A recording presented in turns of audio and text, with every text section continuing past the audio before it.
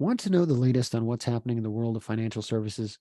Tune in to Banking with Interest, a podcast from IntraFi, a fintech that provides innovative products to help banks and financial firms of all sizes stay competitive. Hosted by Rob Blackwell, the former editor-in-chief of American Banker, Banking with Interest features current and former regulators, bank executives, journalists, and analysts discussing the financial services policy debates roiling Washington.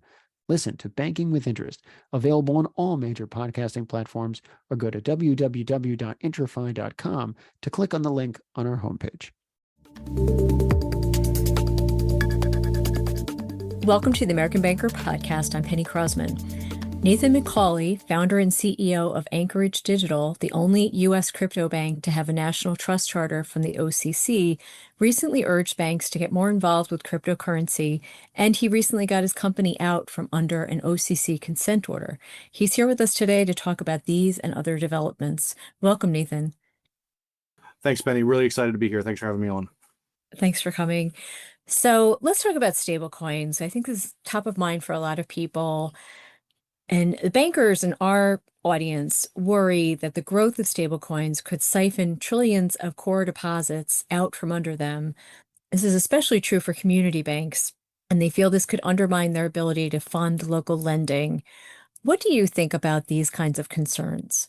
Sure. I think the general trend with community banks is one where technology continues to have an impact on them. Many of the technology advancements have been accretive to the regional and community banks. And some of them are, I think there's warranted concern about deposit flight and these kinds of things. So I think the main story that's going to happen with stablecoins over the next couple of years is how will local and community banks be enabled to adopt stablecoins? The technology is relatively straightforward, ledgering, depositing, these kinds of things. And so I expect that they will be enabled by some of this, and that they'll actually be a net boon for many of the local and regional banks across the country as they're enabled by better technology solutions. So this might be a naive question, but if banks issue their own stablecoins, do they still have the backing to make loans? I mean, can they still use those funds to lend against? So I think there's a couple ways to look at this. The first way is that if the reserves backing a stablecoin are able to be used for loans under Genius, the preference is that they are not, and that most of the reserves are either direct bank deposits, which they would be able to do that, but the lion's share of the actual assets backing the stablecoin are supposed to be held in things like treasuries, and so the bank deposit portion, they would be able to continue to make loans on those. But I think it's in some ways not necessarily the right way to think about it, because it's not just about the reserves that they can potentially do loans with, but with the stablecoins themselves. The stablecoins themselves could be held in either wallet infrastructure, or I imagine that over time banks will be allowed to have stablecoins themselves be deposits that then could be lent out as well. And so I don't know if it's necessarily true that just if a bank creates a stablecoin, that there won't be an opportunity for lending there on either side of the equation. And that's something that I think the market is going to help us figure out. So you recently said at our digital banking conference that you feel like banks ought to really be moving ahead with various kinds of cryptocurrency types of involvement. Can you just kind of recap, what do you think are some of the main opportunities for banks, and how can they think about safely moving forward?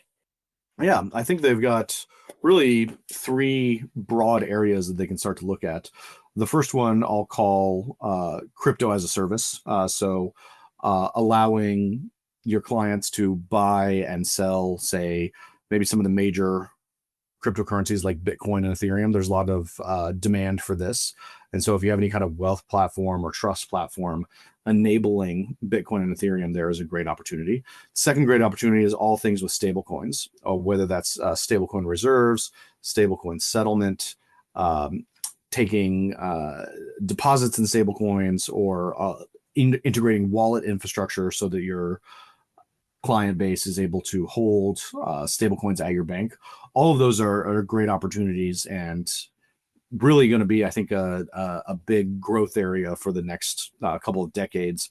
Right now, the Treasury Secretary Bessent is saying that he wants the stablecoin ecosystem to grow into the trillions.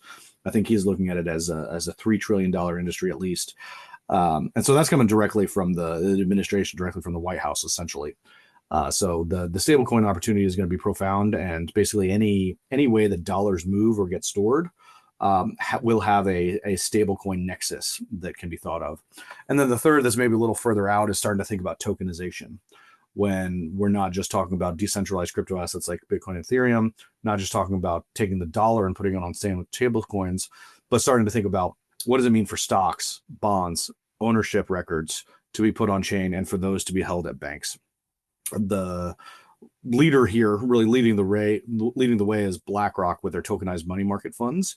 But I think over time there will be a whole host of really the addressable market is the entire capital markets that could come on chain, and that could provide another opportunity for banks as well. And so as a lot of what you just described about becoming more efficient, basically doing things in a more quick and cost-effective way? I think so. I think there's two ways to look at it. I think one is technological advancement, allowing more use cases for your customer base, whether that's being able to invest in assets, being able to move dollars around more efficiently or more flexibly. And so that's, kind of add new features, add new dimensions to the banking business. The other side of it is, you're exactly right. Efficiency gains, ability to settle more quickly, to account more quickly. There's a lot of opportunities there where you've got 24/7 global markets that are attached to every crypto asset. And so looking at those as opportunities that could be there to increase efficiency, reduce risk, and overall make the bank more flexible is another dimension to it. So I think those are absolutely the two ways that banks ought to be thinking about it. So as I mentioned in my intro, the OCC recently lifted the consent order on Anchorage. Congratulations on that. Thank you. And I believe that was focused on anti-money laundering and Bank Secrecy Act compliance, which is something that a lot of banks have also been hit with consent orders on, over the past 5 years. Well, I mean, always, but quite a few have received these in the last 5 years or so. What changes did you make to, correct these perceived shortcomings? And do you have any advice for banks that are also trying to do a better job with AML, BSA, for themselves and also for their fintech partners? Yeah, I think the first thing that everyone should take away is it's very encouraging. It's very encouraging development. The OCC lifted our consent order, which has effectively given us a clean bill of health on everything we're doing with digital assets, with crypto assets on decentralized networks. And the good news there for the industry is that we have not somehow constrained the problem to make it easier for ourselves. We still interact with dozens of crypto assets across different blockchains. We interact with self-hosted wallets. We participate in staking. We participate in on-chain activities. And so we have not done this on easy mode. We have solved the BSA AML problems on the most complex way that you could possibly look at it. So we haven't skipped any of the problems. And the fact that we have done that in a way where we have complied with all the federal regulations, have built the programs that are sustainable, have passed our internal audit, passed muster at the OCC themselves, proves that it's possible. I think many people wondered if it was even possible to correctly and effectively integrate the banking system with the BSA AML provisions that are held to at the national level. We've proved that's possible, and across a whole host of use cases. And so if any bank is worried, well, hey, is it even possible to do this? Is the OCC open for this? There's no clearer message than the lifting of our consent order. and the path is open now. Now that doesn't necessarily mean that it's easy, but it is possible. And I think that's the biggest takeaway from the lifting of our consent order. Well, I know you hired a lot of people, like compliance people and attorneys and so forth. Did you also make some technology changes to, beef up AML BSA compliance? We did. We needed to build a number of custom integrations for our entire stack. And so if you think about the typical stripes of a BSA AML program across transaction monitoring, behavioral monitoring, looking at integration with the travel rule provisions, there was a whole host of things that just weren't, the tech wasn't mature enough from a provider level, and then the integration of it wasn't yet ready. And we built that whole system that's kind of from onboarding all the way to calculating customer risk rating to monitoring the activity that our clients do across all the different blockchains. All that need to come together in a impressive system that can monitor the risk, detect suspicious activity, generate alerts. Those alerts, you can go and look into them more deeply.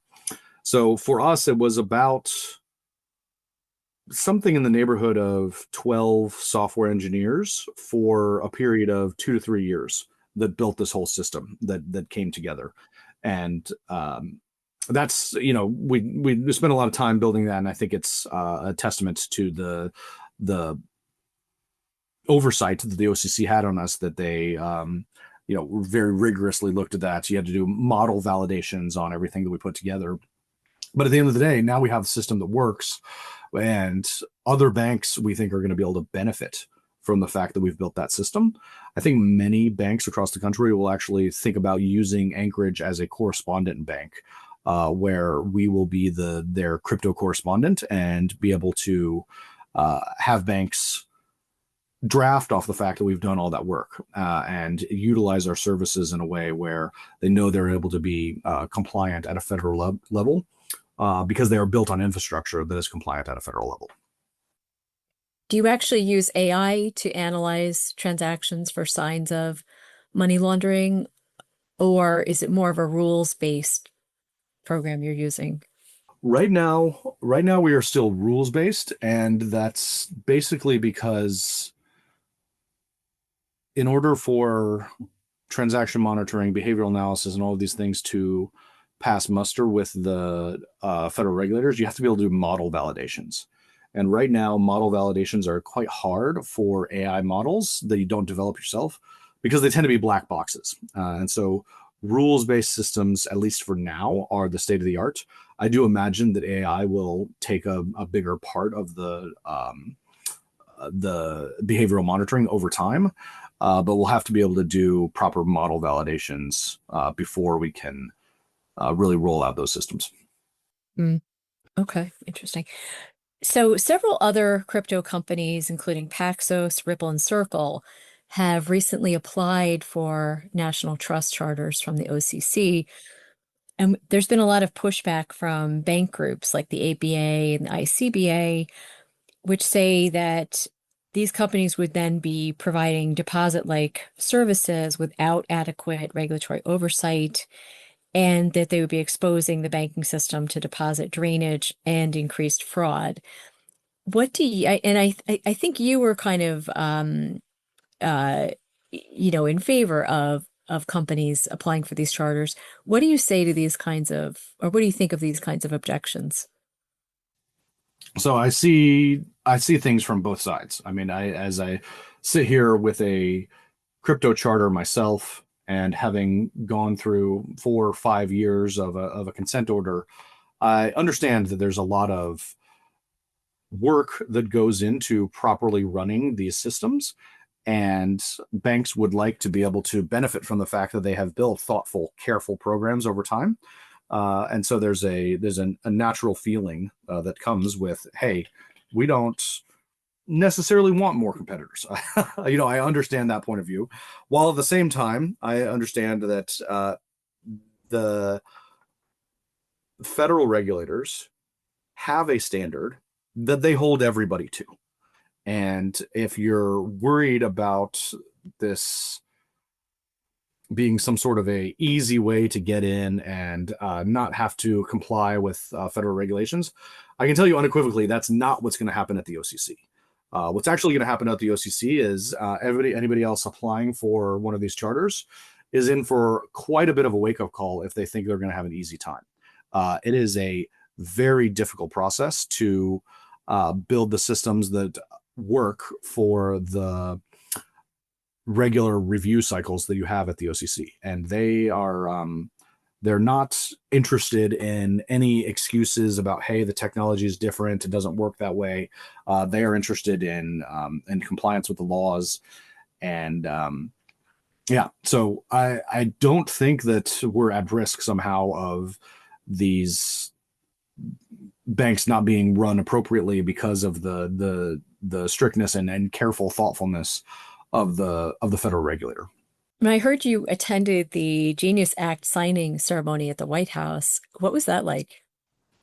It was by far the fanciest event I've ever been at. So I'll start with that. I mean, everyone dressed to the nines, obviously, because it's event to the White House, and so very formal in that regard. Even as we went in, there was like a string quartet playing in the hallway as we walked in. So when I say formal, I mean formal, and it was cool. I mean, it's obviously a historic event. President Trump signing the Genius Act, which has set the rules of the road for stablecoins in America. So a couple of things that occurred to probably all of us attending there was, like, number one, the contrast between where the crypto industry was maybe a year ago to now.